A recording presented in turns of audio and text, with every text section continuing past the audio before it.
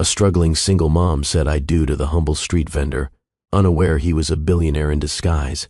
I'm Portia Crane, Knox's fiancée. Well, ex-fiancée. Though we never officially ended things, did we, darling? Knox stood frozen, his heart pounding in his chest like a drum. The woman in the designer suit smiled with cold satisfaction while the love of his life stared at him with confusion turning to horror. Who is this? Marin's voice trembled as she held 2 coffee cups in her shaking hands. Perhaps he should start by telling you his real name. Portia's words dripped with venom. Knox Dalton, CEO of Dalton Renewable Solutions. Current net worth, approximately $4.2 billion. You might have seen him on the cover of Forbes. The coffee cup slipped from Marin's fingers and shattered on the cobblestones. Marin, please let me explain. Knox reached toward her, but she stepped back like he'd struck her. Is it true? Her voice cracked on every syllable. Are you really a billionaire? Knox felt his world ending in real time. Yes. So, everything about you is fake. Everything. Tears were already streaming down Marin's face. Knox's heart is fake. The struggling pretzel vendor is fake. Everything you told me was a lie. That's exactly what happened 3 months ago when a single mother who sold books to survive discovered that the street vendor she'd fallen in love with was actually worth more money than she could imagine in 10 lifetimes. And when the truth exploded in the worst possible way, it destroyed the only real thing Knox Dalton had ever found. But I'm getting ahead of myself. To understand how we got to that moment, to understand how a billionaire ended up selling pretzels on a Charleston street corner, and why he lied to the one woman who could have loved him for exactly who he was, we need to go back to where it all started. Back to the day Knox Dalton's perfect life revealed itself to be a perfectly constructed lie. Before we dive deep into this story, I want you to do something for me. Hit that subscribe button right now for Love and Twilights with Dr. Phillips, because the journey you're about to take is going to teach you something profound about love, trust, and the courage it takes to be completely honest with the people who matter most. And trust me, by the end of this story, you'll never think about second chances the same way again. Now, let me take you back to where everything began to fall apart. It was a cold November morning in Seattle when Knox Dalton discovered that his entire life was a transaction. The corner office on the 47th floor had floor-to-ceiling windows overlooking Elliott Bay. Knox had bought this building 5 years ago when Dalton Renewable Solutions went from a promising startup to a billion-dollar clean energy empire. Everything in this office spoke of success. The custom Italian furniture, the awards lining the walls, the framed Forbes cover with his face and the headline, "The Green Billionaire Saving the Planet and Making Billions." Knox was 34 years old and had everything a man could want. Everything except the one thing that actually mattered. He walked into his office that Tuesday morning thinking about the wedding. 3 weeks away. Portia had already sent out 400 invitations to Seattle's elite. The venue was booked. A waterfront estate that cost more than most people made in a year just to rent for one evening. Portia had picked everything. The flowers, the menu, the 12-piece orchestra. Knox had simply signed the checks and smiled. That should have been his first clue. He set his coffee on the desk and noticed Portia's laptop sitting open, the screensaver, cycling through photos of them at charity galas and business events. They looked perfect together. Portia with her blonde hair and designer dresses. Knox in his tailored suits. The power couple everyone admired. His phone buzzed. A text from his business partner, Marcus. "We need to talk. Now." Conference room. Knox frowned. Marcus never texted like that unless something was seriously wrong. He headed down the hall, his dress shoes clicking on the marble floors. When he opened the conference room door, what he saw made his blood turn to ice. Portia and Marcus stood by the window, wrapped in an embrace that left no room for misinterpretation. They were kissing, not the polite peck of friends, the deep, familiar kiss of people who'd done this many times before. Knox stood there for 3 full seconds before either of them noticed him. When they finally broke apart, Portia didn't even have the decency to look ashamed. She just smiled. That same smile she gave him every morning. "Knox," she smoothed her dress like nothing had happened. "You're early." Marcus at least had the grace to look uncomfortable. "Man, I can explain. Don't bother." Knox's voice came out steady, even though his hands were shaking. "Just tell me how long." "Does it matter?" Portia crossed her arms. "You were always going to find out eventually." "How long?" Knox repeated. 8 months. Portia said it like she was discussing the weather. Since the engagement party, actually. Ironic, isn't it? Knox felt like he'd been punched in the stomach. 8 months. While he'd been planning their future, she'd been sleeping with his best friend and business partner. The betrayal should have destroyed him. But what came next was so much worse. Why? He finally asked. Why agree to marry me if you're in love with him? Portia laughed. Actually laughed. Oh, Knox, I'm not in love with either of you. This was never about love. Then what was it about? She walked to her laptop, still open on the conference table, and turned it toward him. On the screen was a document. A very detailed, very thorough document titled in bold letters across the top. Asset acquisition plan. Post-wedding strategy. Knox stepped closer, his heart sinking with every line he read. It was all there. A complete breakdown of his assets, his company shares, his properties, his investment portfolio. She'd circled the ones she planned to claim in the divorce. And next to each item was a dollar amount. The total at the bottom made his stomach turn. $2.1 billion. Half of everything he'd built. You planned this. Knox's voice was barely a whisper. The whole thing. The relationship. The engagement. All of it. Of course I did. Portia closed the laptop with a satisfied click. Did you really think someone like me would marry someone like you for love? Knox, you're brilliant at business, but you're boring. You work 18-hour days. You'd rather read environmental impact reports than go to parties. You have no idea how to have fun. Then why? Because you're worth $4.2 billion. Portia said it like it was obvious. And Washington is a community property state. 50-50 split of assets acquired during marriage. I did the math. 3 years of pretending to love you, 1 year of marriage, then a quiet divorce. I walk away with enough money to never work again. Marcus shifted uncomfortably. Portia, maybe we should... Shut up, Marcus. Portia didn't even look at him. Knox deserves to know the truth. He's going to find out anyway when the lawyers get involved. Knox stared at this woman he'd planned to marry. This woman he'd introduced to his mother. This woman who'd slept in his bed and whispered that she loved him. And all of it, every single moment, had been a calculated performance. Get out. Knox's voice was low and dangerous. Both of you. Get out of my building. Knox, we need to talk about the company. Marcus started. I own 30%. I said get out. They left. Knox stood alone in the conference room, staring at the Seattle skyline, and felt something inside him break. Not his heart. That would have been easier. What broke was his faith in people. His belief that anyone could love him for who he was instead of what he had. He'd built a $4 billion empire from... He'd started in a dorm room with an idea about solar panel efficiency and turned it into a company that employed 3,000 people. He'd been on the cover of magazines. He'd given speeches at conferences. Everyone wanted a piece of him. Everyone wanted his time, his money, his influence. But did anyone actually want him? Knox Dalton, the kid who'd grown up in a middle-class neighborhood in Tacoma, who'd worked 3 jobs to pay for college, who still got nervous speaking in public despite doing it 100 times, who liked old movies and terrible jokes and Thai food from the place on, the corner that definitely wasn't fancy enough for someone of his status. No one knew that person. No one wanted to. Knox walked back to his office and made 3 phone calls. The first was to his attorney. Cancel the wedding.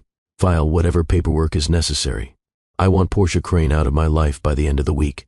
The second was to his vice president of operations. I'm taking a leave of absence, effective immediately. You're in charge. I'll be in touch. The third was to no one. He just sat there with his phone in his hand, realizing he had no one else to call. No real friends. No family he was close to anymore. Just business associates and social climbers and people who saw dollar signs when they looked at him. That night, Knox Dalton packed a single duffel bag. 1 week's worth of clothes. Nothing designer. Just jeans and t-shirts and the kind of normal clothes he never wore anymore. He left his Rolex on the bathroom counter, his platinum credit cards on the kitchen table, his Mercedes in the parking garage. He walked out of his penthouse apartment with nothing but cash, a beat-up backpack, and a desperate need to disappear. 3 weeks later, Knox Dalton no longer existed. In his place stood a man named Knox Hart.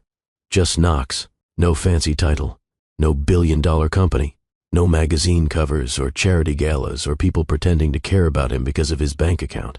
He'd chosen Charleston, South Carolina, almost at random, far enough from Seattle that no one would recognize him, small enough to disappear into, beautiful enough to maybe find some peace. The efficiency apartment he rented cost $550 a month. The entire place could fit inside his old walk-in closet. The bathroom had exactly 2 water temperatures, Arctic or scalding, with no comfortable middle ground. The refrigerator hummed like a dying lawnmower. The neighbors upstairs fought every Thursday night with impressive consistency. It was perfect. Knox had never lived anywhere so small, so ordinary, so completely unremarkable. And for the first time in 10 years he could breathe. He'd found the pretzel cart at an estate sale. An old man had run a pretzel business for 40 years before retiring. The cart was vintage, all worn wood and metal with character. Knox bought it for $800 cash, along with the recipes and basic equipment. He had no idea how to make pretzels. He had 3 degrees, including an MBA from Stanford, but he'd never worked in food service. The first batch he made turned out like rubber. The second batch burned. The third batch was somehow both rubber and burned at the same time. But he kept trying, because this was his new life. Simple, honest, real. His first day as a street vendor was a masterclass in humiliation. He pushed the cart to a corner on King Street, in the historic district. The November morning was cold, the kind of crisp autumn air that made Charleston feel almost magical. Tourists walked past in groups. Locals hurried to work with coffee cups in hand. The city hummed with life. Knox positioned his cart, arranged his pretzels in what he hoped was an appealing display, and took a deep breath. "Fresh pretzels," he called out, his voice uncertain. "Warm pretzels. Get your fresh, warm pretzels here." People walked past without even glancing at him. Knox tried again. "Gourmet pretzels. Handmade this morning." A woman looked at the cart, wrinkled her nose, and kept walking. For 3 hours, Knox stood there shouting about pretzels while the world ignored him. He was invisible, completely and utterly invisible. No one cared who he was or what he was selling. No one wanted anything from him. It was the most freeing and the most depressing experience of his life. By noon, he'd sold exactly 0 pretzels. His throat hurt from shouting. His feet hurt from standing. And he was seriously questioning every decision that had led him to this moment. That's when he heard a voice behind him. "You're doing it all wrong." Knox turned around and found himself face to face with the most honest pair of eyes he'd ever seen. They belonged to a little girl, maybe 8 years old, with wild auburn curls pulled into 2 lopsided braids. She wore jeans, a purple hoodie with cat ears on the hood, and a backpack covered in astronaut patches. Her green eyes assessed him with the kind of brutal honesty only children possess. "Excuse me?" Knox said. "Your energy. It's all wrong." The girl crossed her arms like a tiny business consultant. "You're trying too hard, which makes people think something's wrong with the pretzels. Nobody buys from desperate people. My mom always says a good seller makes the customer feel lucky, not pressured." Knox blinked at her. "And how old are you exactly?" 8 3/4. She said it like those 3/4 were absolutely critical to understanding her expertise. "And I've helped my mom sell more books than you'll probably sell pretzels in your entire life." No offense. None taken, apparently. Knox couldn't help but smile. "What's your name, business expert?" "Rosie. Rosie Wells." She stepped closer to examine his card with the focus of a health inspector. "What's yours?" "Knox. Just Knox. Just Knox?" Rosie's eyebrows shot up. "Everyone has a last name. Mine got lost in transit." Rosie rolled her eyes, but grinned. "That's a terrible answer. But fine. Keep your secrets. Now, can I try one of these pretzels? You have to pay for it. I'm conducting a quality assessment." Rosie said this with perfect seriousness. "If it's good, I'll bring my mom here and tell everyone I know. If it's not, you owe me emotional damages for eating subpar carbs." Knox stared at this impossible child. "Are you always like this?" "Like what?" "Like a 40-year-old business consultant in an 8-year-old's body." 8 3/4, Rosie corrected. "And yes, my teacher says I have an old soul. I'm pretty sure that's a compliment." Against his better judgment, Knox handed her a pretzel. She examined it from every angle, sniffed it like a sommelier with wine, and finally took a careful bite. Her expression turned thoughtful as she chewed. Knox found himself actually nervous about her assessment. 7 out of 10, Rosie announced. "The texture is good, and the salt-to-pretzel ratio is acceptable. but the presentation needs work. Maybe some herbs? People love herbs. Makes things look gourmet even when they're not. Knox let out a genuine laugh. It startled him. He hadn't laughed, really laughed, in weeks. This tiny human with braids and brutal honesty had just given him his first moment of pure joy since the world fell apart. Thanks for the review, Junior Gordon Ramsay. You're welcome. Now give me another one. With herbs this time, or at least a better presentation. Rosie Margaret Wells. The shout came from down the street. Knox looked up to see a woman running toward them, her chestnut hair escaping. From a messy bun, her face flushed with worry and exasperation. She wore a canvas apron over a cream-colored sweater and jeans. Even breathless and clearly stressed, she moved with a kind of natural grace that made Knox forget how to form coherent thoughts. The woman reached them and immediately pulled Rosie close with the protective instinct of a mother who just spotted her child near danger. How many times have I told you not to wander off? The woman's voice carried equal parts relief and frustration. And definitely not to bother strangers while they're working. But Mom, he's not a stranger. Rosie gestured at Knox with her half-eaten pretzel. He's Knox, the pretzel guy who doesn't know how to sell pretzels. Knox bit back another laugh. Rosie's mother looked less amused. She turned to him with eyes that were careful and guarded. Knox recognized that look. It was the expression of someone who'd been hurt before and had no intention of letting it happen again. I'm sorry if my daughter bothered you. The woman said it too formally, like she was reciting lines from a script of appropriate parental responses. She didn't bother me at all. Knox tried to sound friendly without seeming threatening. Actually, she gave me some valuable business advice. Apparently, my energy is all wrong, and I need more herbs. The woman's lips twitched. Not quite a smile, but close. She studied Knox for a long moment, and he could practically see her mind. Working, cataloging details, assessing threat levels, building walls. Rosie, you can't just take food from people. The woman pulled out her wallet with practiced efficiency. How much for the pretzel? She was testing it. Knox said, quality control. I don't care what she called it. The woman extracted 3 crumpled dollar bills and pressed them into Knox's hand with more force than necessary. For the pretzel and any inconvenience, her fingers were calloused. Knox noticed it in the brief moment of contact. These were hands that worked hard, that knew what it meant to struggle. Not the soft manicured hands of people in his old world. It's really no inconvenience. Knox tried, but the woman was already turning away, one hand firmly on Rosie's shoulder. Come on, sweetheart. We need to get back to the shop. Bye, Knox. Rosie waved enthusiastically, pretzel still in hand. Remember what I said. Better energy and more herbs. You'll sell way more pretzels. I'll take it under advisement. Knox watched them walk away. The woman never looked back, but Rosie turned around 3 times to wave, her braids bouncing with each step. They disappeared around the corner, and Knox was left standing alone with his cart and 3 crumpled dollar bills. He looked at the money in his hand. $3. He'd negotiated billion-dollar contracts. He'd made investment decisions that moved markets, and now he was holding $3 for a pretzel like it was treasure. And somehow, it felt more valuable than any business deal he'd ever closed, because that little girl with the brutal honesty and the impossible confidence had made him laugh, had made him feel human, had treated him like just another person, not a walking bank account. Knox tucked the $3 in his pocket and went back to calling out about his pretzels. His energy was probably still wrong. He still needed more herbs. But for the first time since leaving Seattle, he felt something other than numbness. He felt hope. The next morning, Knox woke up in his tiny apartment and made a decision. He was going to take Rosie's advice. Better energy, better presentation. Be someone customers felt lucky to buy from, not pressured. He spent an hour that morning adding fresh rosemary to half his pretzels and sea salt with garlic to the others. He arranged them in a more appealing display. And when he got to his corner on King Street, he tried something different. Instead of shouting desperately about fresh pretzels, he just stood there, relaxed, confident, like someone who knew his product was good and didn't need to convince anyone. The difference was remarkable. Within an hour, he'd sold 4 pretzels. By noon, he'd sold 12. People actually stopped to look.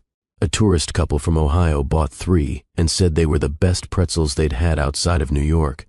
An older woman asked if he'd be there tomorrow because she wanted to bring her book club. Knox was putting a fresh batch in the warming tray when he heard that familiar voice. See? I told you herbs make everything better. He turned to find Rosie standing there with the same astronaut backpack. But today she wore a yellow raincoat with duck faces on it. The November sky threatened rain, which explained the outfit choice. You came back, Knox said, genuinely pleased. I wanted to see if you listened to my advice. Rosie approached the cart with the air of a consultant checking on a client's progress. She examined the pretzels with careful attention.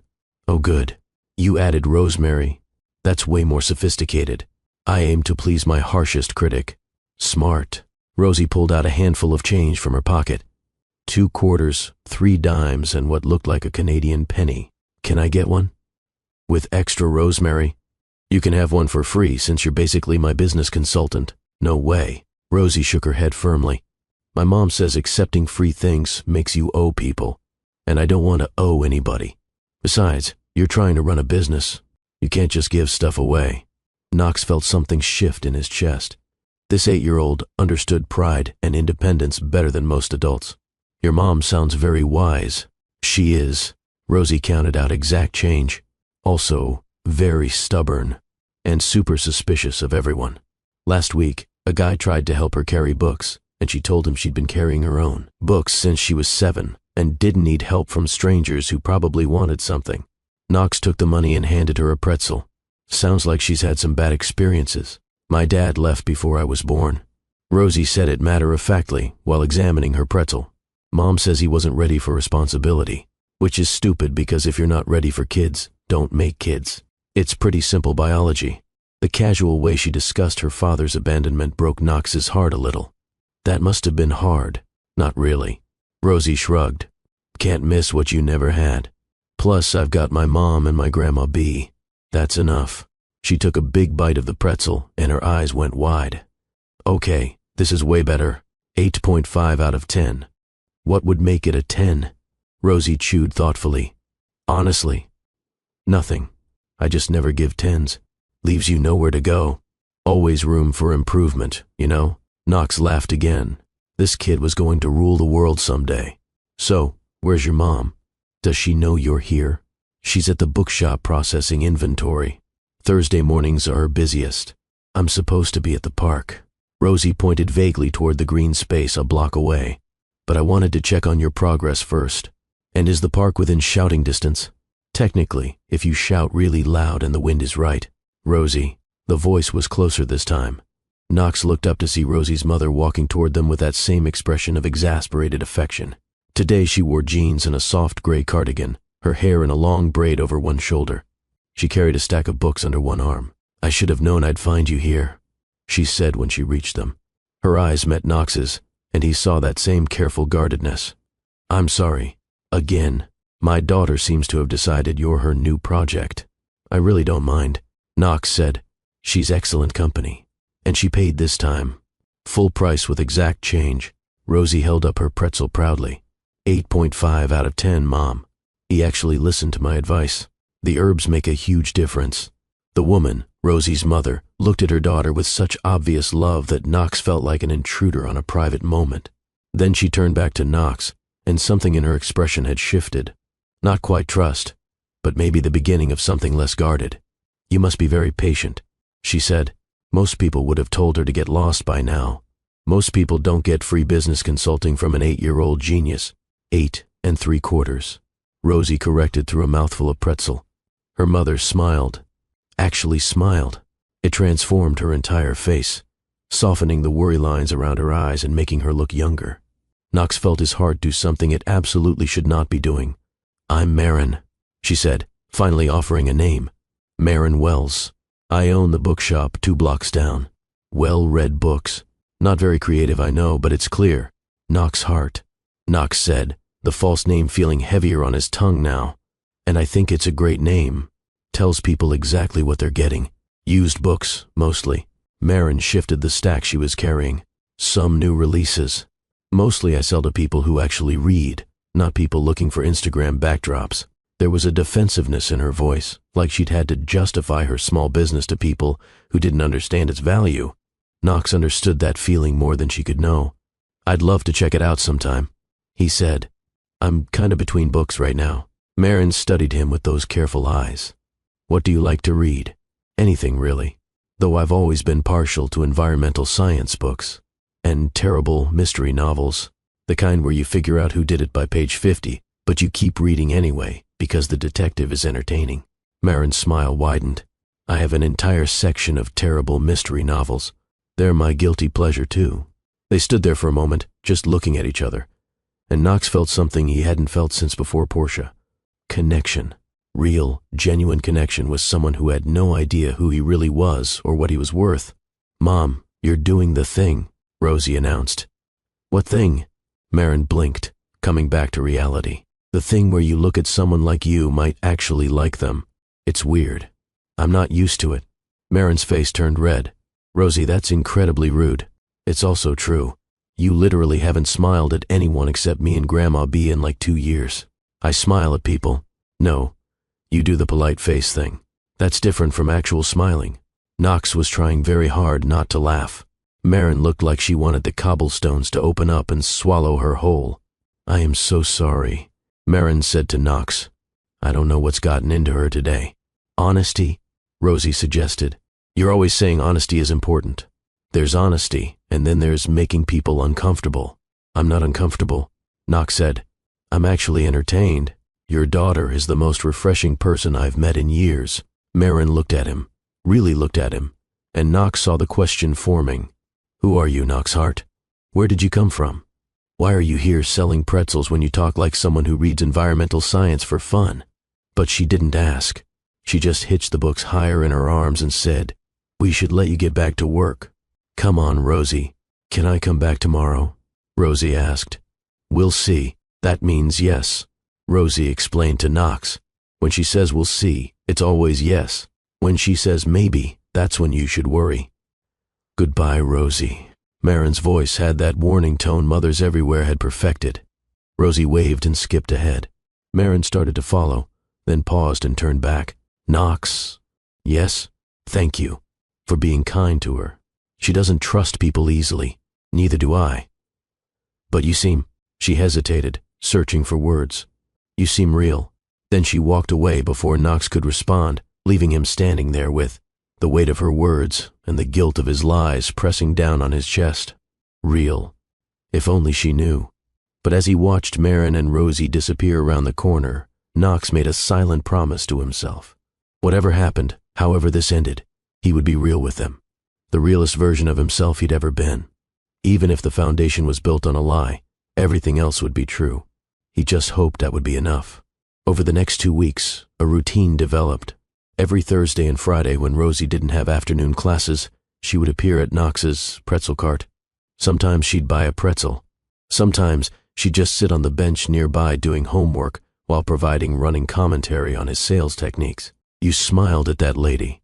Good job. Oh, you just let those teenagers walk away without saying anything. You have to engage, Knox. Make eye contact. And every time Rosie appeared, Marin would show up about 15 minutes later to collect her daughter. Each time, she stayed a little longer. The conversation stretched from 2 minutes to 5 to 10. Knox learned things about her in small pieces. She'd opened the bookshop 4 years ago with money she'd saved working 3 jobs while pregnant with Rosie. Waitress, bookstore clerk, and weekend office cleaning. She'd barely slept for 2 years, but she'd saved enough for the deposit on the tiny shop space. Business was okay. Not great, but okay. Enough to pay the bills and keep Rosie fed and clothed. The margins were thin. She worried constantly about rent increases or unexpected expenses that could wipe her out. I'm one major disaster away from losing everything, Marin told him one afternoon while Rosie played in the nearby fountain. But that's true for most people, I guess. We're all just one bad day away from falling apart. Knox thought about his billion sitting in investment accounts.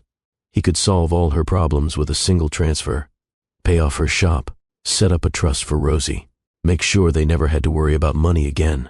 But he didn't, because that wasn't what Marin needed.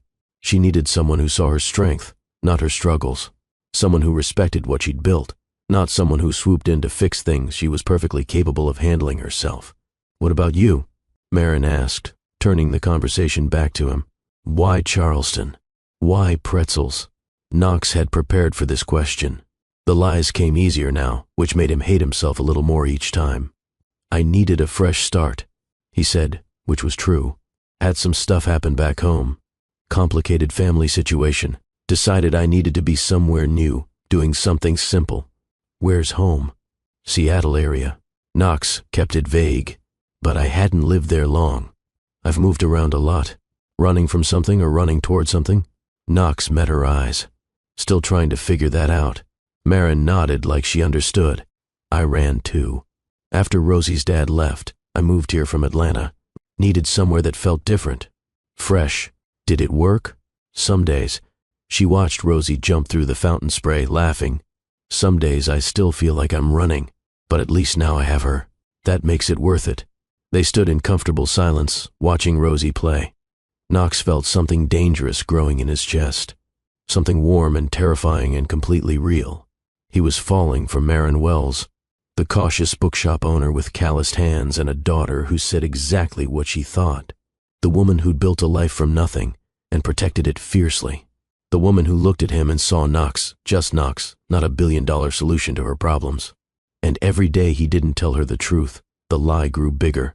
On a Friday afternoon in late November, Rosie appeared at the cart with a woman Knox had never met before. She was probably in her mid-70s with short silver hair, bright green eyes. Behind red-framed glasses, an energy that seemed to light up the entire street. She wore jeans, a floral blouse, and comfortable white sneakers. "So you're the famous pretzel man," the woman said, looking Knox up and down with undisguised curiosity. "I'm Beatrice. Everyone calls me Bee. I'm Rosie's grandmother and Marin's mother, which I'm sure you figured out. It's wonderful to meet you." Knox held out his hand, and Bee shook it with surprising strength. "Rosie's been talking about you non-stop for 3 weeks." Bee released his hand and examined the pretzel cart. "Knox this, Knox that. Knox says I should be an astronaut. Knox thinks I'm funny. I had to come meet this miracle worker who actually enjoys my granddaughter's company." "Grandma," Rosie protested, but she was grinning. "What? It's true.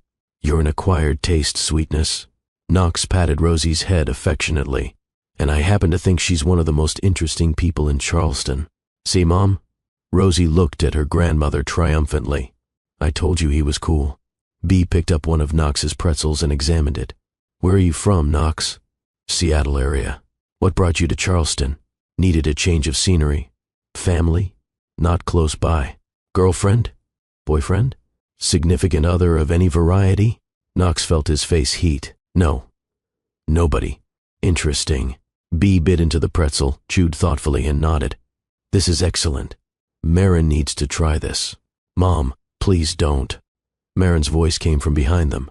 Knox turned to see her approaching with that mixture of affection and mortification that seemed to be her default state around her family. "Whatever you're doing, stop." "I'm not doing anything," Bee said innocently. "Just making conversation with the nice young man who sells pretzels and makes my granddaughter happy." "Your mother is very direct," Knox said to Marin. "That's a kind way of putting it." Marin stopped next to Bee. "I'm sorry. She has no filter." "I have an excellent filter," Bee protested. "I just choose not to use it at my age. Life's too short for nonsense and pretending. Grandma Bee always says exactly what she thinks." Rosie explained to Knox. "Last month, she told the mayor his tie was ugly." "It was ugly," Bee said. Someone needed to tell him. Knox couldn't help but laugh. This family was extraordinary. Rosie with her brutal honesty, Marin with her guarded warmth, and now Bee with her complete disregard for social niceties. Anyway, Bee linked her arm through Marin's. "The real reason I'm here is to invite Knox to my birthday dinner next Friday." "Mom, you can't just invite people to your own birthday dinner." "Why not? It's my birthday. I can invite whoever I want." Bee looked at Knox. "I'm turning 75. Nothing major, just family dinner at my house. But Rosie insisted you should be there, and I trust her judgment. I wouldn't want to intrude on a family event." "Nonsense. Anyone who makes my girls this happy is practically family already." Knox saw Marin's face flush. "Mom, seriously, you're being ridiculous." But Knox was already nodding. "I'd be honored. Thank you for the invitation." "Perfect. Friday at 6. Bee patted Marin's arm. "There. See how easy that was?" After Bee and Rosie left to run errands, Marin lingered at the cart. She looked embarrassed and something else. Nervous, maybe. "I'm really sorry about that," she said. My mother has decided her new mission in life is to see me settle down with someone. Anyone. She tried to set me up with the veterinarian last month. How did that go? He was married. Maren rolled her eyes. My mother's screening process needs work. Knox smiled. I really don't have to come to dinner if it's going to be awkward. No, Maren hesitated. Actually, it might be nice. Having someone there who's not family. Takes some of the pressure off. Plus, Rosie will be impossible to live with if I uninvite you now. Then I'll be there. Maren looked at him with those careful eyes. Knox, can I ask you something? Of course. Why are you really here? In Charleston, selling pretzels. You don't seem like someone who's always done this. You talk like someone who's had education, opportunities. So why this? Knox felt his heart race. This was it. The moment to tell the truth. To explain everything. To trust that maybe, just maybe, she could understand. But fear stopped him. Fear that she'd see him differently.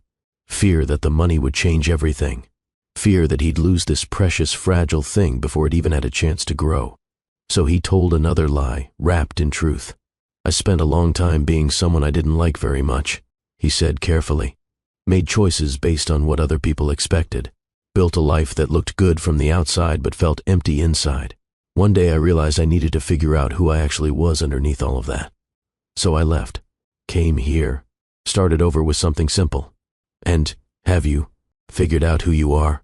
Knox looked at Maren, this strong, beautiful woman who'd built a life with her own hands and raised an incredible daughter and still had room in her heart to be cautiously hopeful about a pretzel vendor with secrets. I'm starting to, Maren smiled. That soft, genuine smile that made Knox's chest ache. Good. I hope you find what you're looking for, Knoxhart. As she walked away, Knox thought, I already have. That's the problem. Friday arrived too quickly. Knox stood outside Bee's house at exactly 6 o'clock, holding a bouquet of flowers he'd bought from a street vendor and feeling more nervous than he'd ever felt before any business presentation. The house was a charming Charleston single house with a wraparound porch and window boxes full of late-season flowers. Warm light glowed from the windows. He could hear laughter inside. This was a mistake. He should leave. He was going to get more entangled in these people's lives, and when the truth came out, it would hurt all of them. But before he could turn around, the door opened, and Rosie stood there in a party dress covered in stars. You made it. She beamed. Come in. Grandma's been asking about you every 5 minutes. Knox stepped inside to a home that felt like a warm embrace. Mismatched furniture that somehow worked perfectly together. Bookshelves on every wall. The smell of something delicious baking. Family photos covering the mantel. This was a home, not a house, not a showpiece. A real home where real people lived real lives. Maren appeared from the kitchen, and Knox forgot how to breathe. She wore a simple navy dress that made her eyes look impossibly deep. Her hair was down, falling in soft waves around her shoulders. She'd put on a little makeup, just enough to make her natural beauty even more striking. Hi. Knox managed. You look really nice. Thank you. Maren's cheeks flushed pink. You too. You look nice too. Not that you don't usually look nice. She stopped, flustered. I'm going to stop talking now. You're both being weird, Rosie announced. Come on, Knox. Grandma's in the kitchen and she's making her famous lasagna. The evening was both wonderful and terrifying. Bee asked approximately 40 questions, each more pointed than the last. Where exactly in Seattle? What did Knox's family do? Why pretzels specifically? What were his plans for the future? Did he have any interest in staying in Charleston long term? Knox deflected as best he could, telling half-truths and vague stories that weren't technically lies, but weren't completely honest either. Maren watched him carefully through dinner, and Knox could see her mind, working, analyzing, looking for the pieces that didn't quite fit. But there were also moments of genuine connection. Bee's stories about moving to Charleston 40 years ago. Rosie's detailed explanation of why Pluto should still be a planet. Maren's quiet laughter at her family's antics. This was what Knox had been missing his entire adult life. Not the fancy restaurants or charity galas or business dinners where everyone was performing. Just real people being themselves, sharing a meal, enjoying each other's company. After dinner, while Maren and Bee cleaned up despite Knox's offers to help, Rosie pulled him out to the back porch. I need to ask you something, she said, her expression more serious than he'd ever seen it. "Okay, are you running from something?" The question hit Knox like a punch. "Why would you ask that?" "Because you don't talk about your past. Like, at all. My science teacher says everyone has a history, but you act like yours started the day you showed up here." Knox sat down on the porch steps. Rosie sat beside him, waiting with that patient attention that seemed far too mature for 8 years old. "What if I told you I'm running from a version of myself I didn't like very much?" "Then I'd say that's pretty smart." Rosie pulled her knees up to her chest. "But I'd also say you should probably tell my mom the truth, whatever it is, because she's been hurt before by people who lied to her. And if she finds out you've been lying, it's going to hurt her way worse than if you just told her now." "What makes you think I'm lying?" "Knox, I'm 8, not stupid. You talk like someone who's used to being important. You know things about business and science and stuff that pretzel vendors probably don't know. And sometimes when people ask you questions, you get this look like you're trying to figure out which version of the truth to tell them." Knox felt exposed in a way he never had before. This child saw right through him. What if the truth would change everything? Knox asked quietly. "What if she wouldn't look at me the same way?" "Then maybe she's not the right person for you," Rosie said simply. "But I don't think that's true. My mom isn't like my dad. She doesn't care about stuff like money or status or whatever. She cares about people being real with her. How do you know I'm worried about money or status?" "Because those are the things grown-ups usually lie about." Rosie stood up and brushed off her dress. "Just think about it, okay? Because I really like you, Knox, and I don't want my mom to get hurt. But I also don't want you to hurt yourself by keeping secrets that eat you up inside." She went back inside, leaving Knox alone with his guilt and the sinking certainty that this 8-year-old was absolutely right. A few minutes later, Marin stepped onto the porch. She had 2 glasses of sweet tea and handed one to Knox before sitting beside him on the steps. "Rosie didn't grill you too hard, did she?" "Just the normal amount." Knox took a sip of tea. "She's worried about you. She's always worried about me. Comes with the territory of having a parent who worries about everything." They sat in comfortable silence, listening to the sounds of the city settling into evening. Finally, Marin spoke. "Can I tell you something?" "Of course." "I haven't let anyone get close in a long time." Marin stared out at the darkening sky. "After Rosie's dad left, I built these walls. Told myself it was safer that way. Couldn't get hurt if I didn't let anyone in. That makes sense. But walls are lonely." She turned to look at him, and Knox saw vulnerability in her eyes that made his chest ache. "And lately I've been thinking maybe it's time to stop being so scared all the time." "Marin, I'm terrified, Knox." She said it like a confession. "Terrified that I'm reading this wrong. Terrified that you're going to turn out to be another person who disappoints me. But also terrified that if I don't try, I'm going to spend the rest of my life wondering what if." Knox set down his glass and took her hand. Her fingers trembled slightly in his. "I'm terrified too," he said honestly. "Terrified I'm going to mess this up. Terrified I'm not who you think I am. Who do I think you are? Someone good, someone kind, someone worth taking a chance on. And what if you're wrong?" Knox looked into her eyes and saw his own fear reflected back. "Then, I guess we'll both be disappointed. But what if you're right?" Marin's hand tightened on his. "What if I am?" They sat there on B's porch, hands intertwined, both scared and hopeful, and teetering on the edge of something that could either save them or destroy them. Inside, Rosie pressed her face against the window and whispered, "Please don't mess this up, Knox." And Knox, sitting in the November darkness with Marin's hand in his, made a silent promise. He would tell her. Soon. He would find the right moment and the right words, and he would tell her everything. He just needed a little more time. But time, as Knox was about to discover, was the one thing he didn't have. The next 3 weeks were the best and worst of Knox's life.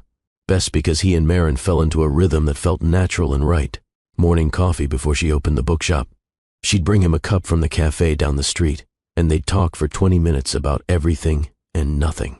Books they were reading, Rosie's latest astronaut obsession, the weather, small, ordinary things that felt extraordinary because they were sharing them. Marin started letting him help with book deliveries on slow pretzel days. Knox would carry stacks of books while Marin navigated Charleston's historic streets, telling him stories about the buildings and the people in the city she'd made her home. Her guard was coming down, piece by careful piece, and Knox treasured every glimpse of the woman behind the walls. They had lunch together twice a week at a small sandwich shop near the bookstore. Rosie usually joined them, providing running commentary on their interactions. "You two are getting better at the couple thing," she announced one Thursday afternoon through a mouthful of turkey sandwich. "Last week you barely made eye contact. This week you're actually laughing at each other's jokes. Progress. We're not a couple," Marin said automatically, but her face turned pink. "Not yet," Rosie corrected, "but you will be. It's statistically inevitable at this point." "Since when do you know about statistics?" "I read a lot," Rosie shrugged. "Plus, Grandma B says you look at Knox the way she used to look at Grandpa before he died. And she says that's the good kind of looking." Marin covered her face with her hands. "I'm going to have a serious talk with my mother about appropriate conversations with 8-year-olds. But Knox was smiling because Marin didn't deny it. She just got embarrassed, which meant Rosie was right. Marin felt something too. Those 3 weeks were the best because Knox felt alive in a way he'd never experienced. Not the adrenaline rush of closing a business deal, not the hollow satisfaction of seeing his net worth increase, but the deep, steady warmth of genuine connection, of being known, even if not completely, of mattering to someone for who he was, not what he could provide. But those same 3 weeks were also the worst, because every day the lie grew heavier. Every conversation where he deflected questions about his past, every moment Marin shared something vulnerable and real while he held back the biggest truth about himself, every time Rosie looked at him with those two knowing eyes that seemed to say, "When are you going to stop lying?" And then there was the black sedan. It appeared on a Tuesday morning, parked across the street from Knox's pretzel cart. Luxury vehicle, tinted windows, engine running. Knox noticed it immediately because cars like that didn't park in this neighborhood. This was a working-class area. Old Hondas and pickup trucks, not vehicles that cost more than most people made in a year. The sedan stayed for an hour. Then it left. Knox told himself it was nothing. Coincidence. Paranoia. But Wednesday morning, it was back. Same spot. Same tinted windows. Same ominous presence that made Knox's stomach clench with dread. Thursday, it returned. Knox knew what this meant. His past was catching up. Someone had found him. He thought about running again, packing his bag, abandoning the cart, disappearing before whoever was in that car could confront him. He could be in Atlanta by nightfall, Charlotte by midnight, somewhere new where he could start over again. But the thought of leaving Marin and Rosie made his chest hurt in a way that had nothing to do with physical pain. He couldn't run, not anymore, not from this. Friday morning, Knox was setting up his cart when the black sedan pulled up and the door opened. She stepped out like she was walking a red carpet. Tall, blonde, designer suit that probably cost $5,000, heels that clicked on the cobblestones with the sharp precision of a executioner's. Steps. Portia Crane looked exactly the same as she had 3 months ago, except now her smile held something cruel and satisfied. Knox felt his blood turn to ice. Well. Portia stopped in front of his cart and made a show of looking it over. Knox Dalton, Billionaire CEO, playing pretzel vendor. This is even more pathetic than I imagined. What do you want, Portia? What I've always wanted. She examined her perfectly manicured nails. Half of everything you own. I'm filing a palimony suit. 3 years together. I gave up my career for you. I'm entitled to compensation. You were planning to steal from me. Knox kept his voice low, aware of people walking past. We were never married. You have no claim. Prove I was planning anything. Portia's smile sharpened. Oh, wait. You can't, because you ran away like a coward instead of dealing with your problems like an adult. And now I have witnesses who'll testify about our 3-year relationship, about the promises you made, about the emotional distress I suffered when you abandoned me without explanation. I found you with Marcus. Allegations without evidence. Portia pulled out her phone and started scrolling like they were discussing the weather. My lawyers are very good, Knox, and very expensive. This is going to be a long, ugly legal battle that will drag your name through every tabloid and business publication. Unless, of course, you'd like to settle. Say $1 billion to make me go away quietly. I'm not giving you anything. Portia's expression shifted, something darker and meaner sliding into place. That's too bad, because I've done my research on your new life here. Single mother, struggling bookshop, barely making rent. She held up her phone, and Knox saw photos. Photos of Marin leaving the bookshop, photos of Rosie walking to school, photos of him and Marin having coffee. You stay away from them. Knox's voice came out deadly quiet. Or what? You'll do what, exactly? Portia stepped closer. Here's how this is going to work. You're going to settle with me for a reasonable amount. And in exchange, I won't tell your little girlfriend who you really are. Because we both know how that conversation will go, don't we? She's going to realize you've been lying to her for months, that you let her struggle and worry about money while you're worth billions, that you played dress-up in her world like it was some kind of game. It wasn't a game, no. Portia tilted her head. Then what was it? Performance art? Poverty tourism? A billionaire's mid-to-life crisis? I wanted someone to love me for who I am, not what I have. How noble. Portia's voice dripped with sarcasm. And how'd that work out? Did you find true love while lying about every single thing that makes you who you are? Do you really think she'll believe anything about you was real once she knows the truth? Knox opened his mouth to respond, but a voice behind him stopped his heart. Knox! He turned slowly, already knowing what he'd see. Marin stood 10 feet away, holding 2 coffee cups, her face pale with confusion. She was looking at Portia like she was trying to solve a puzzle that didn't make sense. This was it, the moment everything fell apart. The moment he'd been dreading since the day he met her. Portia's smile turned victorious. Perfect timing. Marin took a step closer, her eyes moving between Knox and Portia. Who is this? I'm Portia Crane. Portia extended her hand like they were at a cocktail party. Knox's fiancée. Well, ex-fiancée. Though we never officially ended things, did we, darling? We absolutely did, Knox said through clenched teeth. Marin didn't take Portia's hand. She just stood there, the coffee cups trembling slightly. Knox, what is she talking about? Perhaps he should start by telling you his real name. Portia was enjoying this far too much. Knox Dalton, CEO and founder of Dalton Renewable Solutions. Current net worth, approximately $4.2 billion. With a B. You might have seen him on the cover of Forbes magazine last year. Time magazine the year before that. He photographs very well, doesn't he? The coffee cups slipped from Marin's hands. They hit the cobblestones and exploded, sending coffee splashing across the street. Marin didn't seem to notice. She just stared at Knox with an expression that would haunt him for the rest of his life. Shock, confusion, hurt, betrayal, all of it happening in real time across her face. Marin, please. Knox moved toward her, but she held up a hand to stop him. Is it true? Her voice came out barely above a whisper. Are you really a billionaire? Knox wanted to lie. God, how he wanted to lie.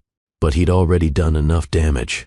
Yes, Marin's face did something complicated, like her entire understanding of reality was reshaping itself, and she couldn't keep up. So Knox's heart is fake. No, that's not. Everything about you is fake. Her voice was getting louder now, stronger. The struggling vendor, the fresh start, the simple life. All of it was just some rich guy playing dress-up. It wasn't like that. Then, what was it like? Marin's eyes were filling with tears now, and Knox would have given every dollar in his accounts to make them stop. Because from where I'm standing, it looks like you lied to me from the very first day. You let me trust you. You met my daughter, my mother. You sat at family dinners and made up stories about your life while I told you real things, private things. Was any of it real, Knox? Or was this all just entertainment for you? My feelings for you are real, Knox said desperately. Everything I felt, everything between us, that was all real, Marin. I swear. Portia laughed. The sound was sharp and cruel. Oh, this is even better than I imagined. Knox, you really outdid yourself this time. Shut up. Knox and Marin said it at the exact same time. Portia held up her hands in mock surrender. Fine.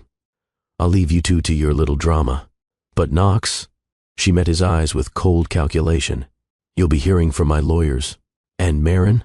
She turned to the devastated woman standing in puddles of spilled coffee. Good luck trusting anything he says ever again. Men like him think the whole world is theirs to play with. Portia got back in her car and drove away, leaving Knox and Marin standing in the ruins of everything they'd been building. The silence was crushing. Marin. Knox tried again, his voice breaking. Please, let me explain everything. Did you lie about your name? Yes. Did you lie about being a billionaire? Yes. Did you lie about why you came to Charleston? Knox closed his eyes. Yes. Marin's laugh was hollow and broken. Then there's nothing to explain. You're a liar, Knox, or whoever you really are. And I don't let liars near my daughter. Marin, please. No. She opened her eyes and the pain there nearly destroyed him. I trusted you. Do you understand how hard that was for me? I don't trust people, Knox. I don't let people in. But you seemed so honest, so real, so different from everyone who'd ever disappointed me. I am real, Knox said, his own voice cracking. The man you got to know, that's who I really am. Not the billionaire. Not the CEO. Just me. I don't even know who just you is. Marin wrapped her arms around herself, like she was trying to hold herself together. I need you to stay away from me and Rosie. Don't come to the bookshop. Don't call. Don't try to explain or apologize or fix this. She choked on a sob. Just stay away from us. She turned and walked away.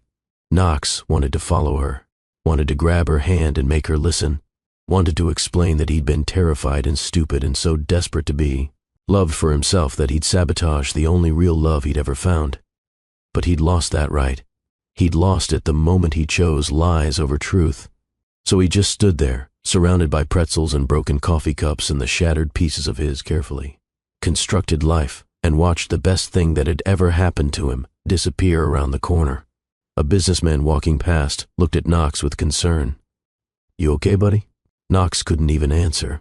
He just shook his head and started packing up his cart with mechanical movements, his hands shaking so badly he could barely grip anything.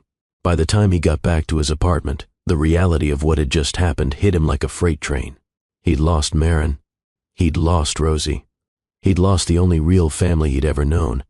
And it was entirely his own fault.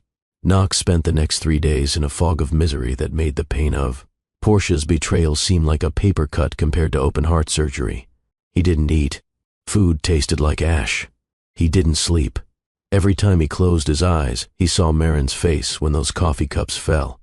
That moment when her world reorganized itself around the realization that everything she thought she knew was a lie. He tried to call her. She didn't answer. He tried to text. The messages showed as delivered but never read. He walked past the bookshop twice, but the door was locked even during business hours. A sign in the window said closed for personal reasons. He'd destroyed her so thoroughly she couldn't even open her shop. On day 4, Knox was sitting in his apartment staring at nothing when someone knocked on his door. He ignored it. Whoever it was could go away. The knocking continued. Persistent. Demanding. Finally, Knox dragged himself off the couch and opened the door. Rosie stood there in her astronaut backpack, arms crossed, expression absolutely furious. We need to talk. She marched past him into the apartment without waiting for an invitation. Now, Rosie, does your mom know you're here? She thinks I'm at my friend Taylor's house. Rosie dropped her backpack and pulled out a tablet. We have approximately 45 minutes before she picks me up, so you need to listen carefully. Knox closed the door and leaned against it, suddenly exhausted. Rosie, I can't. Yes, you can. And you will. Rosie opened her tablet and pulled up what looked like a research document. I did my homework, Knox. Or should I say, Knox Dalton. She turned the tablet toward him. It was an article from Forbes. Knox's face stared back at him from the screen. The headline read, The Billionaire Who Built an Empire on Clean Energy. Rosie scrolled through more articles, business profiles, charity event photos, a piece about his engagement to Portia Crane, daughter of oil executive Richard Crane. The whole truth of his life laid out in digital ink. Knox sank onto his couch. You researched me, obviously. Rosie sat beside him, her expression still serious. I needed to know if you were a bad guy or just an idiot. And what did you decide? You're an idiot. Thanks, Rosie. You're welcome. She pulled up another photo. This one showed Knox at some charity gala, wearing a tuxedo, holding a champagne glass, looking absolutely miserable despite the fancy surroundings. Is this who you really are? Knox looked at the photo and felt nothing. That person seemed like a stranger. Not anymore. Then who are you? I don't know. Knox struggled to find words. I thought I was just Knox when I came here. Knox who sells pretzels and talks to smart 8-year-olds and falls in love with bookshop owners. But your mom's right. I built that person on lies. Rosie was quiet for a moment. Then she asked the question that cut to the core. Why did you lie? Because, Knox felt tears building in his throat. Because I was tired of people only caring about my money. Because every relationship I'd ever had was with people who wanted something from me. Because I wanted someone to love me, for me, not for what I could give them. That's actually really sad. Yeah, it is. But you're still an idiot. I know. Rosie opened a video app on her tablet. Here's what you're going to do. You're going to make a video explaining everything, the real truth. No lies. Nothing held back. Why you came to Charleston. Why you lied. Why you fell in love with my mom. All of it. Rosie, I don't think your mom wants to hear from me. She won't answer your calls. She won't read your texts. But she'll watch a video from me. Rosie's expression softened slightly. And then she's going to decide if you're worth forgiving. Why are you helping me? Knox asked. I lied to your mom. I hurt her. Because my mom has been crying every night since Tuesday. Rosie's voice got smaller. She only cries like that when she's really, really sad. I heard her last night sitting in the bathroom with the water running so I wouldn't hear. But I heard anyway. Knox felt his heart break all over again. And because even though you lied, I don't think you're a bad person. Rosie continued. I think you're just really scared and really dumb about relationships. But my mom is scared too. And if two scared people don't talk to each other, they're just going to be scared and alone forever. And that's stupid. The wisdom in this child was almost unbearable. What if she watches the video and still doesn't forgive me? Then, at least you tried.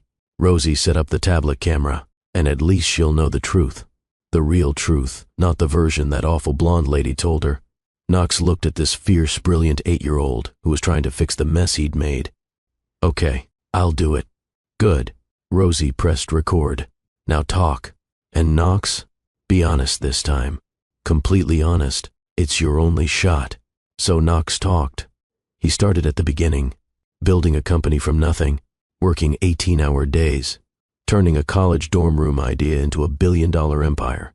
Success that felt empty because no one cared about the work itself, only the money it generated. I was 22 when I started the company. Knox said to the camera. 26 when we hit our first billion. 30 when I realized I couldn't remember the last time someone had asked me how I was doing without wanting something from me. Every conversation was a negotiation. Every relationship was transactional. I was surrounded by people and completely alone. He talked about Portia, about the 3-year relationship that he'd thought was real, about planning a wedding and imagining a future. And then I found the binder. Knox's voice got rough. Asset acquisition plan. Post-wedding strategy. She'd circled everything she planned to take in the divorce. Calculated it down to the dollar. $2.1 billion. Half of everything I'd built. And she told me to my face that she'd never loved me. That the whole thing was just a business transaction. 3 years of my life. 3 years of believing someone cared about me. All fake. He wiped his eyes. I ran because I needed to know if anyone could love me when I was nobody. When I had nothing to offer except who I was. And then I met Rosie. He looked at her sitting behind the camera. She didn't care who I was or what I had. She just cared about whether my pretzels were good and if I was kind to her. And I met Marin. Knox's voice broke completely now. Who looked at me with these careful, hopeful eyes like maybe I could be trustworthy if I tried hard enough. Who'd built an entire life with her own hands while raising an incredible daughter. Who was strong and smart and funny and made me feel like coming home. Tears were streaming down his face now. I fell in love with Marin because she showed me what real strength looks like. Not the fake strength of wealth or power. Real strength. The kind that gets up every morning and does hard things because there's a kid depending on you. The kind that stays kind even after being hurt. The kind that risks trusting people even when trust has been broken before. He looked directly into the camera. I lied to her because I was afraid. Afraid that if she knew the truth, she'd only see the money. She'd only see Knox Dalton, billionaire, not Knox, who makes mediocre pretzels and laughs at 8-year-olds' business advice. But I was wrong. I was so wrong.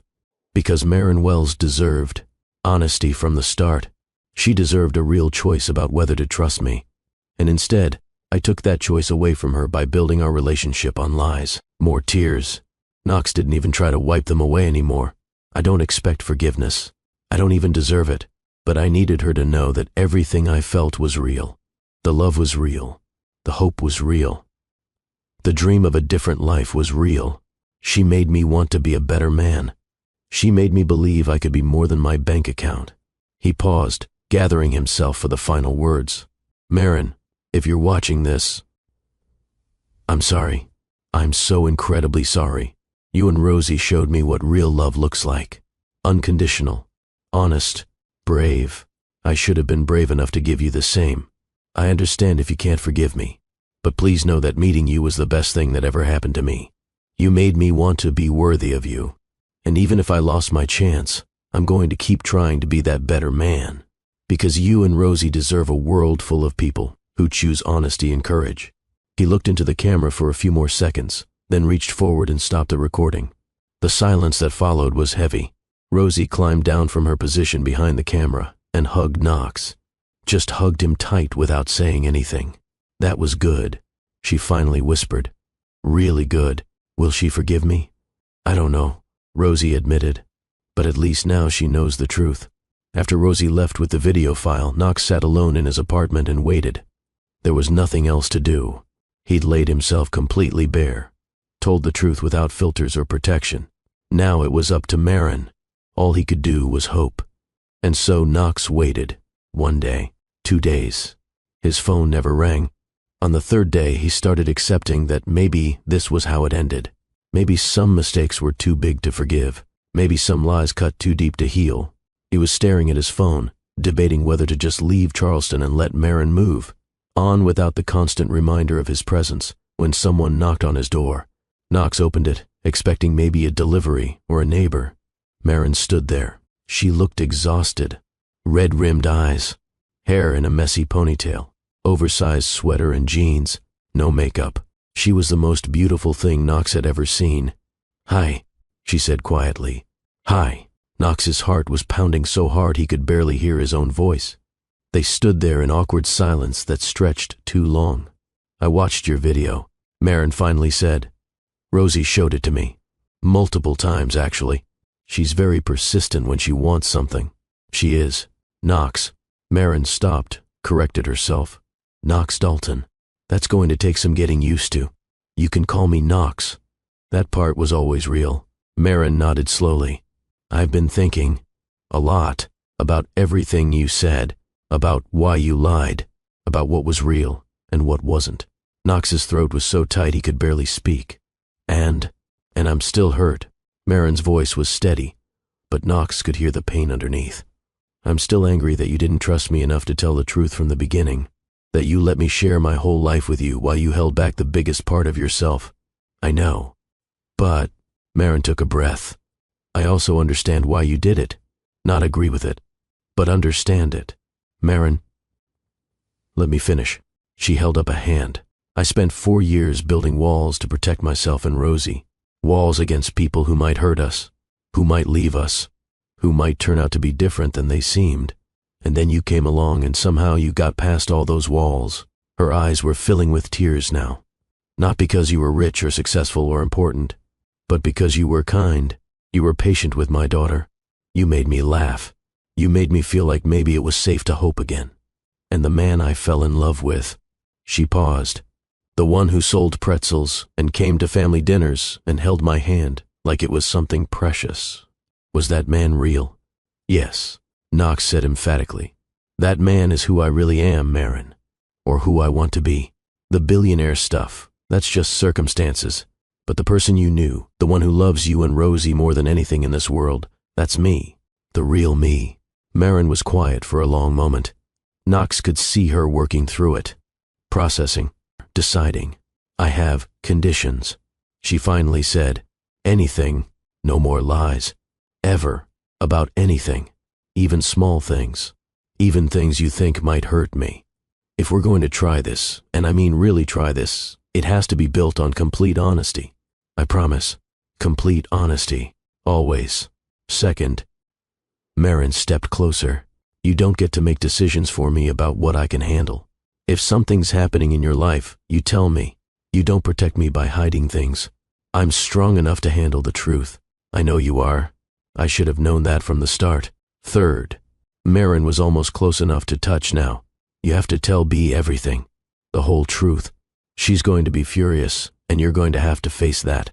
Your mom is terrifying. Knox actually laughed despite everything. But yes, I'll tell her everything.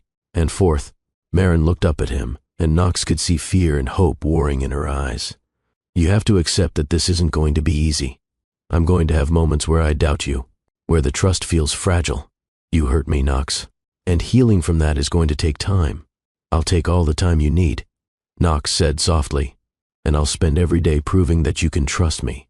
I promise, Marin, no more lies, no more hiding, just the truth, even when it's hard. Marin searched his face looking for something. Sincerity, maybe. Honesty. Hope. Whatever she found must have been enough, because she took the final step forward and kissed him. It was soft and tentative and tasted like tears and forgiveness and second chances. When they broke apart, both of them were crying. I love you, Knox whispered. I love you so much, Marin.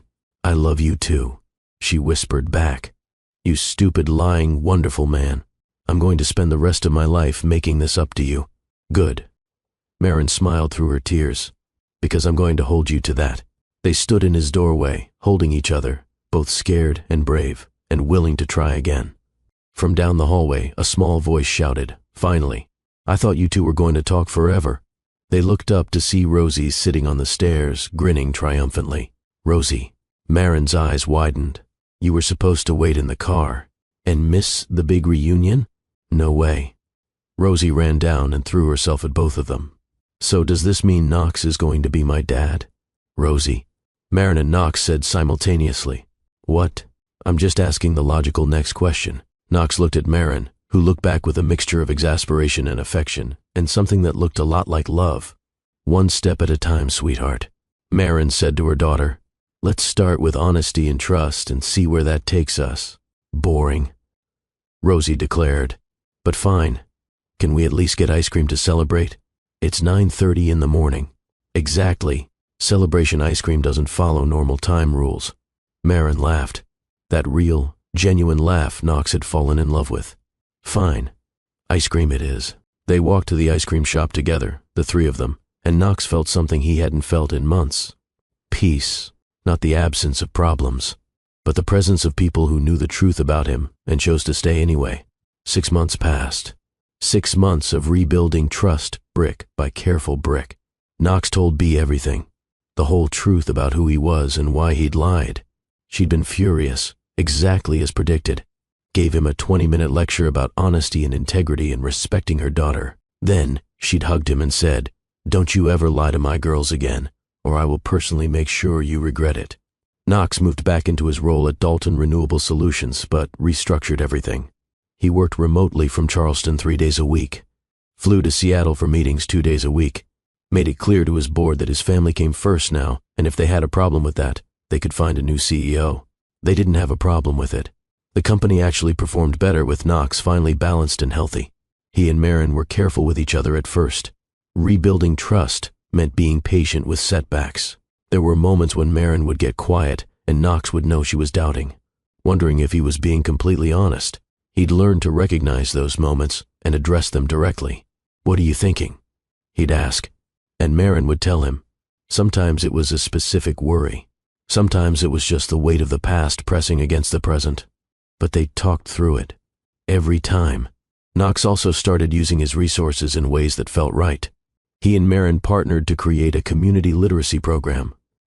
Free books for families in need, reading programs for kids, small business grants for struggling shop owners like Marin had been. We're calling it the Second Chances Initiative, Marin announced when they launched the program, because everyone deserves a second chance to build the life they want. She looked at Knox when she said it, and he knew she was talking about more than just the program. The day they decided to go public with Knox's identity was Marin's idea.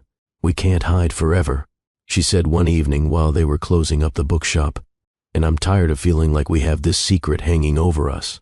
Let's just tell the truth and deal with whatever comes. So they held a press conference at the bookshop. Knox's PR team had wanted to control the narrative, manage the story, spin it into something palatable for the business world. Knox fired them and did it his own way. He and Marin stood behind the counter with Rosie sitting on top eating a pretzel, and they told the truth. The whole truth. About why Knox had run. About falling in love under false pretenses. About the lies and the hurt and the hard work of rebuilding. The Charleston Post reporter asked, "Why reveal your identity now?" "Because I'm done hiding," Knox said, his arm around Marin. "And because the woman I love deserves to be publicly acknowledged, not kept secret like I'm ashamed. I'm not ashamed. I'm proud to be with Marin and Rosie." "Miss Wells," another reporter called out, "how did you feel when you discovered your boyfriend was a billionaire?" Marin smiled wryly. "Honestly, furious, betrayed, but also weirdly not that surprised. Knox was always a terrible pretzel vendor. The signs were there. Laughter rippled through the crowd. "What's next for you, Mr. Dalton?" Knox looked at Marin, who nodded encouragement. "I'm staying in Charleston, restructuring my role at the company so I can be present here. My work is important, but it's not my whole life anymore. And Miss Wells, any plans for the bookshop?" Marin's eyes sparkled. "Actually, yes. Knox and I are launching a community literacy initiative funded by the Dalton Foundation. Free books, reading programs, small business support. It launches next month, which Marin is co-directing," Knox added, "because she's brilliant, and I'm not making any major decisions without her input anymore." Rosie raised her hand. "Can I say something?" The reporters chuckled, charmed by the 8-year-old in the astronaut t-shirt. "Go ahead, young lady. I just want everyone to know that I was the one who got them together," Rosie announced. "Knox's pretzels were terrible, and my mom was too scared to date anyone. But I made them talk to each other, so really, you should all be thanking me." The room erupted in laughter. Marin covered her face, mortified, while Knox grinned and hugged Rosie. "She's not wrong," he said. After the press conference, after the reporters left, and the shop quieted down, the three of them sat in the reading nook at the back, the cozy corner with pillows and fairy lights where they'd spent so many evenings just existing together. "That went well," Marin said, leaning against Knox. "You were amazing." Rosie stole the show. "As always," Rosie said cheerfully, already reading a book about Mars colonization. Knox looked around the bookshop, at the slightly crooked shelves, the mismatched furniture, the handwritten recommendation cards Marin made for her favorite books. It wasn't fancy or impressive by Billionaire standards. It was home. "What are you thinking?" Marin asked, noticing his expression. "I'm thinking about how I spent years building an empire, collecting money and success and recognition, thinking that's what mattered. And then I lost it all, or thought I did, and found this instead. You, Rosie, this life, and it's worth more than every billion in my account." Marin's eyes got shiny. "That's very romantic." "Gross," Rosie said without looking up from her book. "But also sweet. You can continue." Knox laughed and pulled a small box from his pocket. Marin's eyes widened. "Knox, I know we said we'd take things slow." Knox opened the box to reveal a simple, beautiful ring. "And I'm not asking you to marry me tomorrow, but I'm asking if someday, when you're ready, when the trust is solid, when you're absolutely sure, you might consider becoming my wife, for real this time. No fake proposals, no pressure, just us, building a life together." Marin was crying openly now. "You're really doing this? Here, now?" "I'm doing it here and now because this bookshop is where my real life started." Knox took her hand. "Where I met the loves of my life, where I learned that home isn't a mansion or a title. It's wherever you and Rosie are." Rosie finally looked up from her book. "Mom, if you say no, I'm going to be really disappointed in your decision-making skills." Marin laughed through her tears, took the ring, and slipped it on her finger. "Ask me properly." Knox got down on one knee right there in the reading nook, holding Marin's hand, with Rosie watching and grinning like she'd orchestrated the whole thing. "Marin Wells, you are the strongest, kindest, most real person I've ever known. You see through all my walls and love me anyway. You challenge me to be better. You and Rosie gave me a family when I didn't even know I needed one. Will you marry me? Not because I'm a billionaire, not because I can give you things, but because I love you with everything I am. Will you take a chance on us? On the future we can build together?" Marin pulled him up and kissed him, long and deep and full of promise. "Yes, 1,000 times yes." Rosie cheered. Finally, can I be the maid of honor? And can we have the wedding in space? We'll work on the space part, Marin said, laughing. They stayed there in the reading nook, the three of them tangled together, and Knox thought about the terrified, heartbroken man who'd arrived in Charleston 8 months ago. That man had been running from his life. What he'd found instead was a reason to stop running and start living. Now, if you've been moved by Knox and Marin's journey, I want you to do something for me. Hit that like button and share this story with someone who needs to hear it, because the message here is universal. We all make mistakes. We all hurt people we love. But real love, the kind that changes everything, has room for forgiveness when there's genuine accountability and change.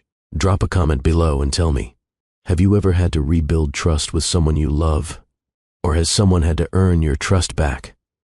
What did that look like? Your story might be exactly what someone else needs to hear today. 1 year later, Knox and Marin got married in B's backyard. The same backyard where Knox had first had dinner with Marin's family, where he'd started to believe he could be more than his bank account, where Rosie had warned him about keeping secrets and Marin had admitted she was terrified to hope again.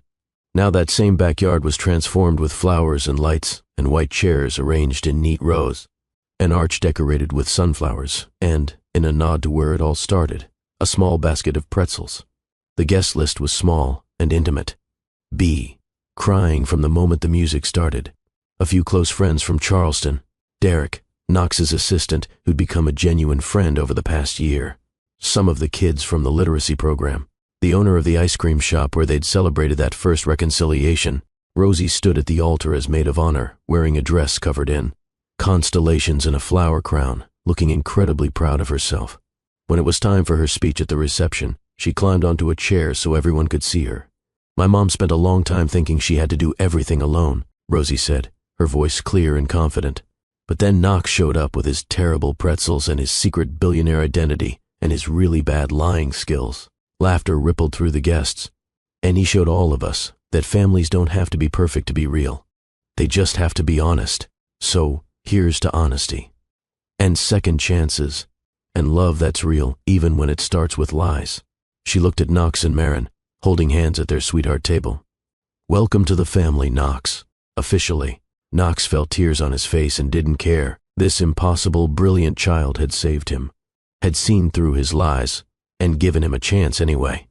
When it was time for vows, Knox and Marin had written their own. Marin went first. Knox, you came into my life selling terrible pretzels and hiding secrets. But behind all the lies, there was a good man trying to find himself. And somehow, while you found yourself, I found myself too. You reminded me that it's okay to trust again, to love again, to let someone in, even when it's scary. I promise to be patient, to be real, to share every pretzel with you for the rest of our lives. Knox could barely speak through his tears, but he managed. Marin, you taught me that wealth has nothing to do with money. It's waking up next to someone you love. It's laughing together at breakfast. It's an 8-year-old who keeps you in line when you need it. I promise to be honest, to be present, to be the man you and Rosie deserve. Not the billionaire, not the pretzel vendor. Just me, always. When they were finally pronounced husband and wife, Knox pulled Marin into a kiss that earned loud applause from everyone. Rosie shouted, finally. I thought you two would never get married for real. The party continued into the evening. Music and food and dancing. B danced with Knox and whispered, You made my daughter happy. That's all a mother can ask for. Derek approached at the end of the night. The company's doing well, but they miss you. Knox looked at Marin dancing with Rosie, both laughing under the fairy lights. Tell them I'm exactly where I need to be. When the party ended and the guests left, Knox, Marin, and Rosie stayed in the backyard, sitting among the flowers and lights. So, Rosie said, eating the last pretzel, what's next? Honeymoon in Paris? Huge mansion? Life of rich and famous? Knox and Marin looked at each other and smiled. Actually, Marin said, we were thinking of staying right here in Charleston. The bookshop. This life. Just us. Really? Rosie's eyes widened. No mansion? We have everything we need right here. Knox pulled both of them close. Because I learned something important. Fairy tales don't need castles. They just need real love. And I've already found mine. Marin rested her head on his shoulder. Who would have thought everything would start with a suspicious pretzel vendor? And a cautious bookshop owner, Knox added, and a very smart girl who noticed everything, Rosie said, grinning. The three of them stayed there under the stars, surrounded by flowers and the lingering smell of pretzels and possibility, and Knox realized something profound. He'd spent years looking for meaning in the wrong places, in bank accounts and boardrooms and magazine covers, building an empire while missing the point entirely. True wealth had been hiding in plain sight all along, in a hand to hold, in a laugh to share, in a daughter who wasn't his by blood, but was his by choice and love. In ordinary moments made extraordinary by the people you share them with. Sometimes you need to lose everything to discover what truly matters. Sometimes you need to be stripped down to nothing to find out who you really are. Sometimes the thing you're running from leads you exactly where you need to be. Knox had run from Seattle trying to escape loneliness. He'd found it in Charleston anyway. And then he'd found something better, something real. He'd found home. 3 years later, Knox stood in the bookshop helping Marin with inventory, while Rosie did homework in the reading nook. The bookshop had expanded. They'd bought the space next door and knocked down the wall, doubling the size. The Second Chances initiative had grown too. They'd opened 3 more literacy centers across South Carolina and were planning 2 more in Georgia. Knox still ran Dalton Renewable Solutions, but remotely most of the time. He'd learned that you could build an empire and a family. You just had to be clear about which one mattered more. Mom. Rosie looked up from her homework. Knox, I have something to tell you. They both turned, always a little nervous when Rosie used that tone. I've been thinking, Rosie set down her pencil, about my dad, my biological dad. Marin went very still. Okay, and I've decided I don't need to find him or know him or anything. Rosie looked at Knox. Because I already have a dad. If that's okay with you. Knox felt his throat close up. Rosie, you don't have to. I know I don't have to. Rosie stood up and walked over to them. But I want to. You showed up when you didn't have to. You chose us when you could have walked away. You're the dad who actually matters. Knox knelt down so he was eye level with her. Being your dad is the greatest honor of my life. So can I call you Dad? Instead of Knox? Knox couldn't speak. He just nodded and pulled Rosie into a hug, while Marin cried happy tears and wrapped her arms around both of them. Good, Rosie said, her voice muffled against Knox's shoulder. Because it was getting weird introducing you as Knox, my mom's husband, when you're obviously my dad. They stood there in the bookshop, this family that had been built on second chances and hard lessons and the courage to be honest, and Knox thought about how far they'd all come. From a man running from himself, from a woman afraid to trust, from a child who'd been abandoned by her biological father, to this, to love that was messy and real and earned. That evening, after they closed the shop, they walked home together through Charleston's historic streets. Rosie held both their hands, swinging between them. Dad, she said, testing out the word. Can we get ice cream? It's 8 o'clock at night. Exactly. Celebration ice cream. What are we celebrating? Being a family, obviously. Knox and Marin looked at each other and laughed. Ice cream it is, Knox said.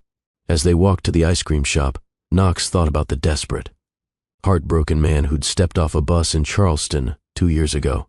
That man had been looking for an escape from a life that felt like a lie. What he'd found instead was a life that was messy and complicated and required more honesty and vulnerability than he'd ever thought possible. But it was real. Every difficult, beautiful moment of it was real. And real, Knox had learned, was worth more than any amount of money or success or recognition. Real was a daughter calling you dad for the first time. Real was a wife who knew your worst mistakes and loved you anyway. Real was pretzels that were still mediocre but made with love. Real was a bookshop that barely broke even but changed lives. Real was home. So what's the moral of this story? What's the lesson you should take away from Knox and Marin's journey? It's this. Authenticity is the foundation of real love. You cannot build lasting connection on a foundation of lies, no matter how well-intentioned those lies might be. Knox learned this the hard way. He tried to protect himself from being used by hiding who he was. But in doing so, he nearly lost the only people who could have loved him for exactly who he was. Second, trust can be rebuilt, but it requires time, patience, and consistent honesty. Marin could have walked away and never looked back. She had every right to. But she chose to give Knox another chance because his accountability was genuine and his willingness to change was real. That's what second chances look like. Not instant forgiveness, but a willingness to do the hard work of rebuilding. Third, your value as a person has nothing to do with your bank account. Knox was the same person whether he was worth billions or selling pretzels for $3 each. But he had to lose everything to learn that. He had to strip away all the external markers of success to find out who he was underneath. And that person, the real Knox, was worth loving. Fourth, sometimes the thing you're running from leads you exactly where you need to be. Knox ran from Seattle trying to escape pain and loneliness. He found both in Charleston. But he also found love and family and purpose. Sometimes we have to walk through the hard things to get to the good things on the other side. And finally, home isn't a place. It's people. Knox left a penthouse apartment and a billion-dollar empire to live in a tiny efficiency and sell pretzels. And he'd never been happier. Because home was never about the space. It was about the people who knew him and chose him and made room for him in their lives. So, here's my question for you. Are you being authentic in your relationships? Are you showing people who you really are? Or are you hiding behind walls and lies because you're afraid of being hurt? And if someone has broken your trust, are you willing to give them a real second chance if they're willing to do the work? Rate this story from 0 to 10 in the comments. Tell me what resonated with you. Tell me your own story of second chances or rebuilt trust or learning to be authentic even when it's scary. And if this story moved you, subscribe to Love and Twilights with Dr. Phillips. Hit that notification bell. Because every week we're bringing you stories about real love. The messy, complicated, beautiful kind that requires courage and honesty and the willingness to be vulnerable. Remember, the most valuable things in life can't be bought. They can only be earned through honesty, courage, and love. Until next time, believe in second chances, choose honesty over comfort, and never stop hoping for real love. Because somewhere out there, there's a pretzel vendor who's actually a billionaire, a bookshop owner who's afraid to trust, and an 8-year-old who's going to bring them together and change all their lives forever. And that's the most beautiful kind of story there is, the real kind.